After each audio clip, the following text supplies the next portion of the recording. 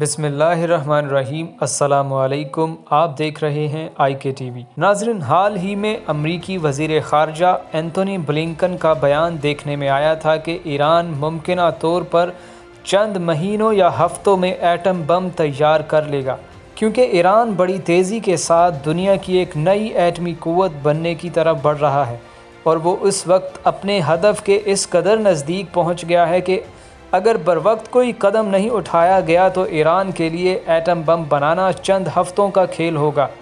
یاد رہے کہ یہ امریکی وزیر خارجہ کو محسوس ہونے والی ایرانی ایٹم کی تیاری کی خوشبو کا تذکرہ تھا، جبکہ اسرائیلی وزارت خارجہ کی بڑھتی ہوئی بے چینی اشارہ کر رہی ہے کہ ایران کا ایٹم بم تیاری کے آخری مراحل میں نہیں، بلکہ ایران اپنا ایٹم بم تیار بھی کر چکا ہے۔ اس لیے اسرائیل ایران کی ایٹمی تنصیبات کو ناکارہ بنانے کے لیے فضائی حملے کی بھرپور انداز میں تیاری کر رہا ہے، مگر اسرائیل کی ایران پر جارحیت کی راہ میں سب سے بڑی رکاوٹ عالمی دنیا، خاص طور پر چین کا متوقع رد عمل ہے۔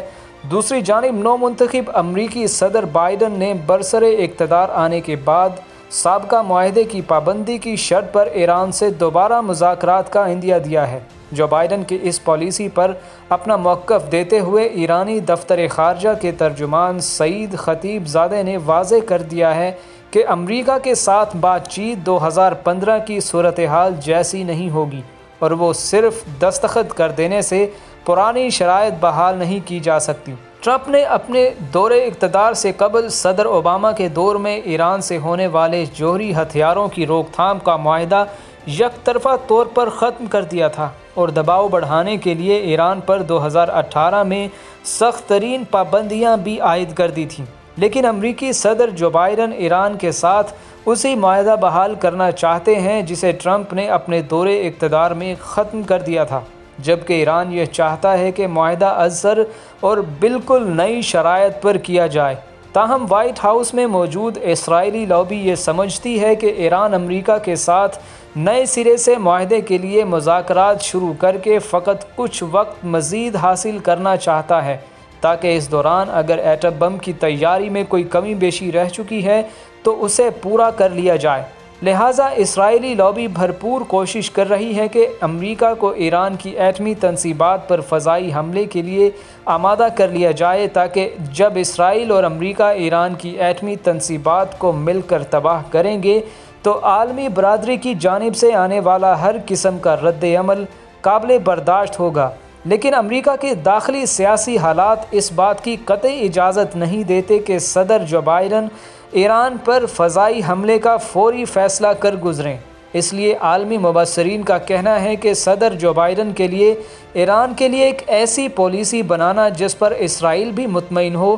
جسے دنیا بھی قبول کر لے، اور ایران کو ایٹم بم بنانے کے لیے روک لیا جائے، سخت ترین چیلنج ہوگا، خاص طور پر اگر تمام پابندیوں کے باوجود بھی ایران ایٹمی ہتھیار بنانے میں کامیاب رہتا ہے تو صرف خطے اور دنیا کی صورتحال ہی نہیں بدلے گی، بلکہ عالمی سطح پر امریکی مفادات اور ساکھ کو بھی ناقابل تلافی نقصان پہنچے گا۔ لہٰذا جو بائیڈن انتظامیہ کی پہلی کوشش یہ ہونی چاہیے کہ جلد از جلد ایران کو مذاکرات کی میز پر بیٹھنے پر مجبور کر دیا جائے۔ اب یہاں اہم ترین سوال یہ پیدا ہوتا ہے کہ اگر ایران واقعی ایٹم بم تیار کر چکا ہے تو پھر کیا ایران کے ساتھ مذاکرات کرنا سود مند ہوگا؟ اسرائیل کے نقطہ نظر سے دیکھا جائے تو اس سوال کا جواب یہی دیا جا سکتا ہے کہ ایران کے ساتھ مذاکرات کرنے کا وقت گزر چکا ہے، کیونکہ اسرائیل اور امریکہ نے مل کر ایران کو ایٹم بم بنانے سے روکنے کے لیے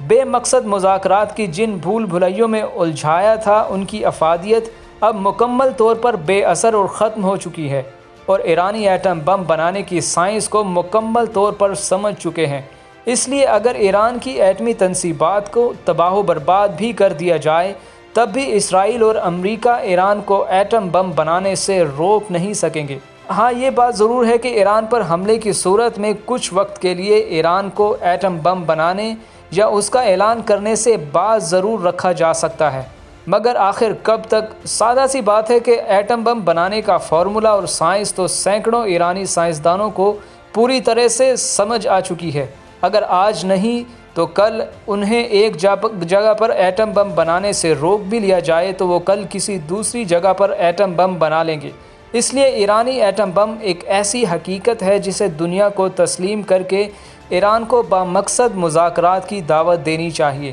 خدا نخواستہ اگر اسرائیل یا امریکہ ایران پر جنگ مسلط کرنے کا پختہ ارادہ کر ہی چکے ہیں تو یقیناً وہ اس سے پیچھے نہیں ہٹیں گے اور ایران پر عسکری جارحیت کر ہی دم لیں گے۔ لیکن ایران کے بارے میں ایک بات اچھی طرح سے اسرائیل اور امریکہ کو بھی سمجھ لینی چاہیے کہ ایران شام یا عراق نہیں ہے جسے روندنا اتنا آسان ہوگا۔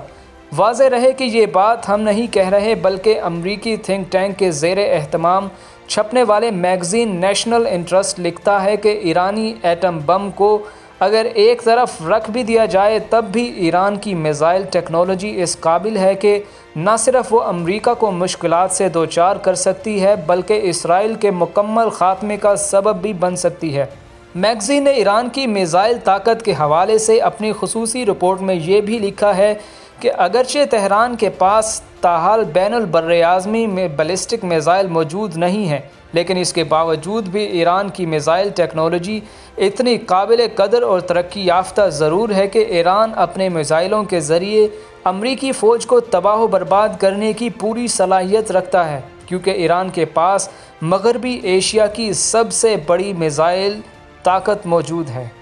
ناظرین، ویڈیو دیکھنے کا شکریہ۔ اللہ حافظ۔